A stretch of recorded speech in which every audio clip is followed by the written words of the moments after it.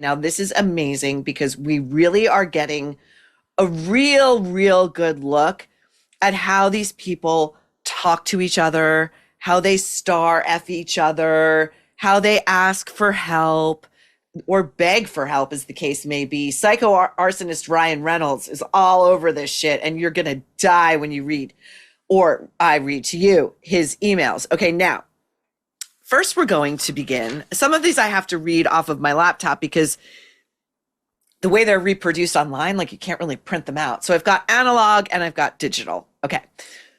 First, I'm going to read an extract of Ryan Reynolds begging Matt Damon and his wife, Lucy, for help with wresting control of It Ends With Us from the writer, director, star, Justin Baldoni, who presumably, when Blake Lively signed on to this film, she knew that that was the deal, right? This guy's in charge. Well, Blake Lively somehow wrested a version of it where she could do a cut. She could do her cut of the movie, and Justin could do his cut of the movie, and best one wins. I mean, tell me a time this has happened before. I'd love to know from film historians among you. And I feel like I have a pretty good working knowledge of cinema, okay? Now, psycho arsonist Ryan Reynolds, who never forget, burned down his elementary school in Canada and got away with it. Hey, Matt and Lucy, if the offer is still open to watch, we would love to get your well-earned POV. See, everything is qualified to fluff the egos, to star fuck your I think we all know Matt Damon knows how to make a movie. This movie has been one of the all-time zingers on and off set. And this is like a recurring thing that Ryan and Blake say to their famous friends who they're trying to get on board so that Blake's version wins. This is a common refrain. One day we'll make a movie about the movie. We can't wait to tell you all about it. Their stories are already finding their place in the pantheon of legendary Hollywood insanity. What is this? Apocalypse Now? That's some legendary Hollywood insanity. Oh my God.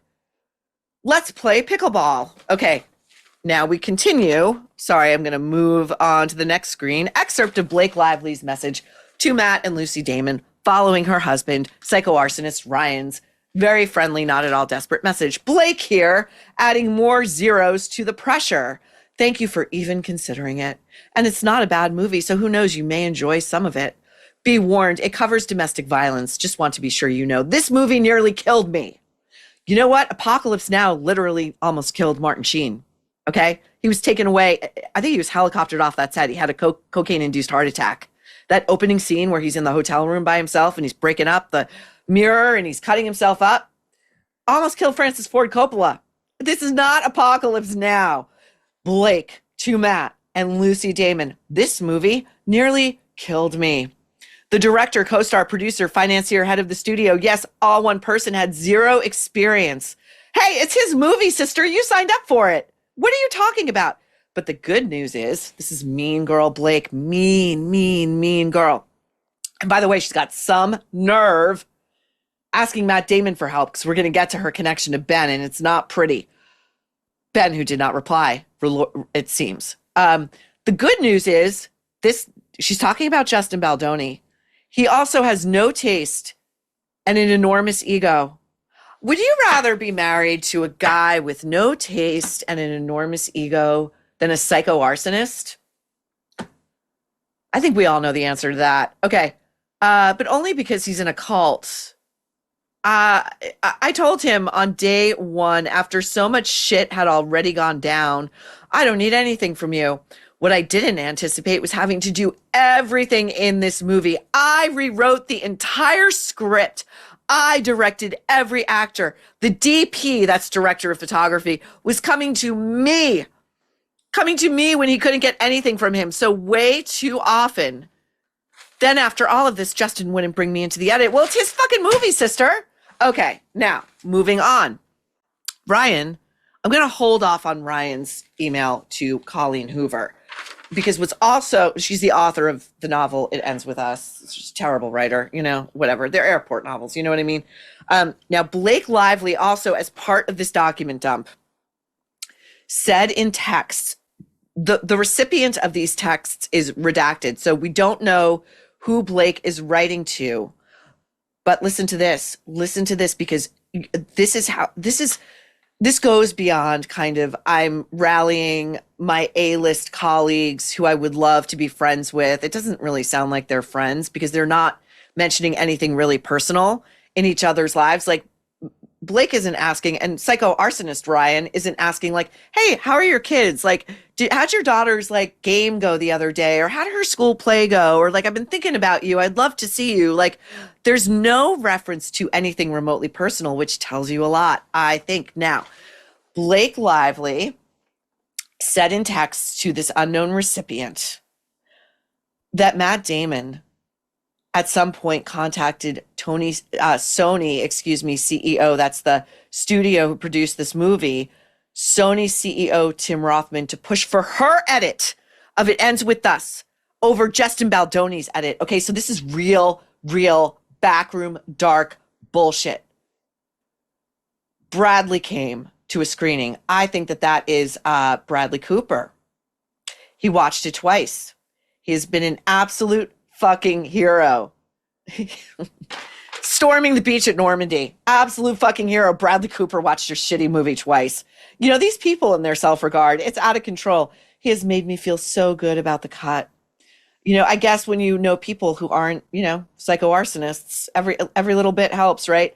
Matt and Lucy Damon saw it to give notes and instead just wrote, so instead of giving Blake notes, instead just wrote Tom Rothman to try to push my edit through without a bake-off with Justin. She keeps calling it a bake-off. This was his movie.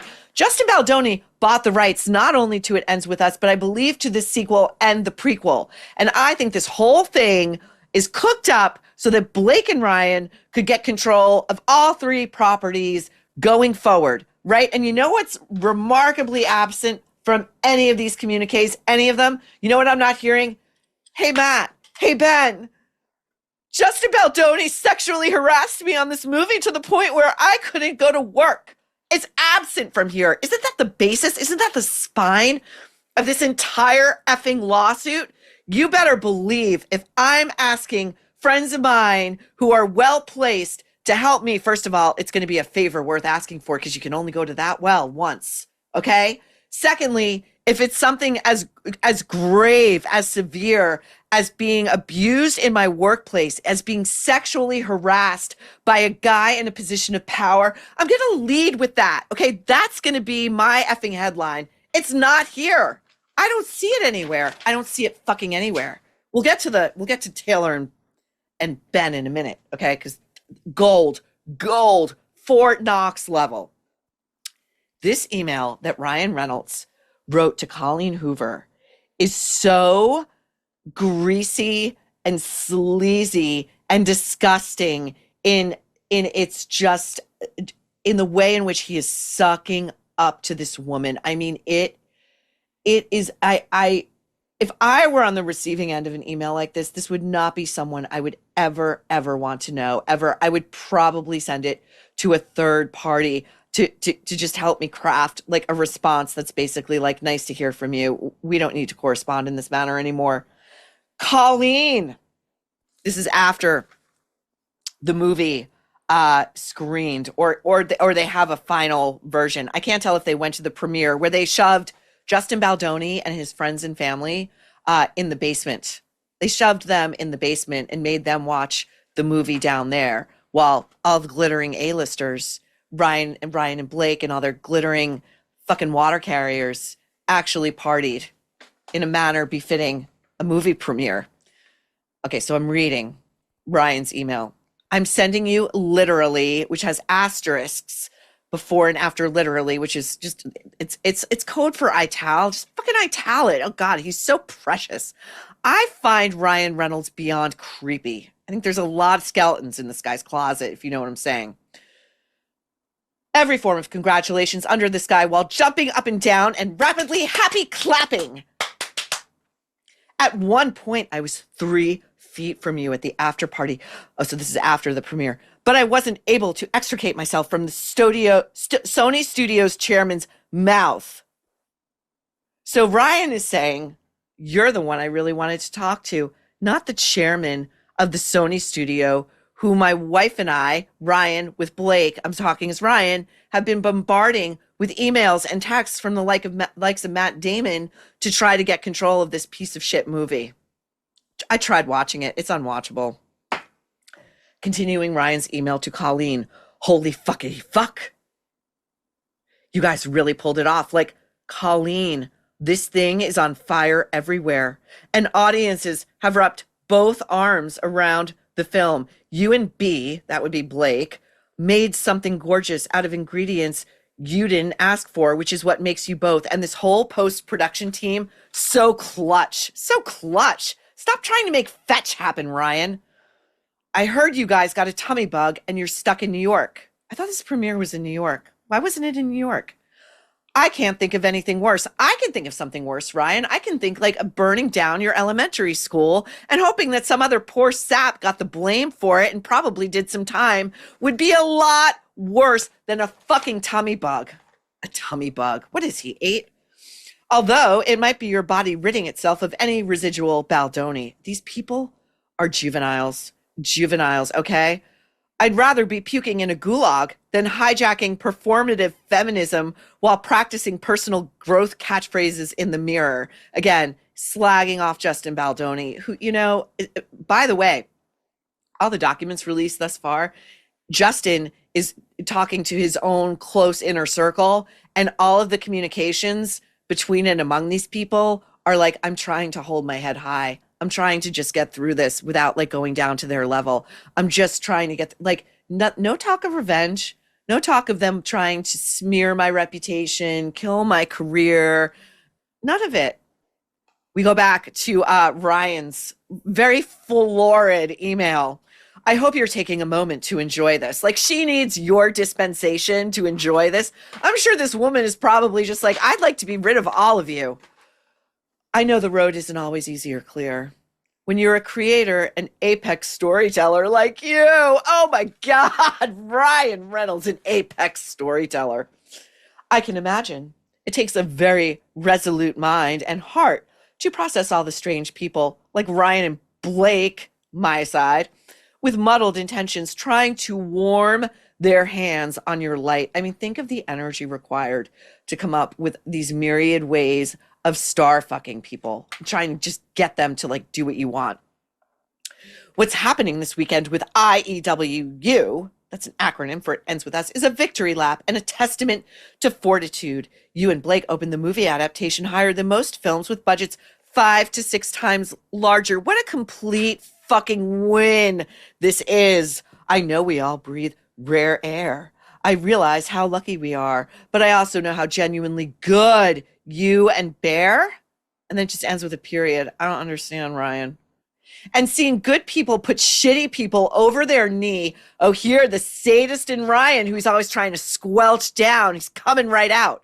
And seeing good people put shitty people over their knee for a good old-fashioned pants down spanking in the supermarket. Who comes up with this tableau? He's a fucking psycho. Is a special experience I don't take for granted. I could literally write you 85 more paragraphs eulogizing what this all means to me. Please do not. I'm just incredibly proud and inspired by you and B. Lots of love. Okay, now, if there was a response to that email, we have yet to see it. The beauty industry has been scamming women for decades, peddling toxic, overpriced potions that promise miracles and deliver nothing. We are all sick of it, and that is why Van Man's Pearl Eye Cream is a game changer. They've rejected the chemical garbage, and they've gone primal with grass-fed tallow paired with wild-caught pearl powder, an ancient, nutrient-dense secret that actually supports eye health, not skin health. Deeply penetrating emu and castor oils smooth skin tone and help fight vision degradation, cataracts, and even floaters. Then royal jelly, organic green tea, frankincense, and rose, real pronounceable ingredients that tighten skin and boost collagen. No fillers, no fraud. This is the eye cream that the beauty industry does not want you to discover. And they've got lots of other great all natural products too. I love their lip balm. I use it constantly. So go give your eyes the care they actually deserve. Go to vanman.shop/Maureen and use code Maureen for 15% off your first order. That is vanman.shop. Vanman.shop/Maureen and use code Maureen for 15% off your first order. Van Man, real ingredients, no exceptions.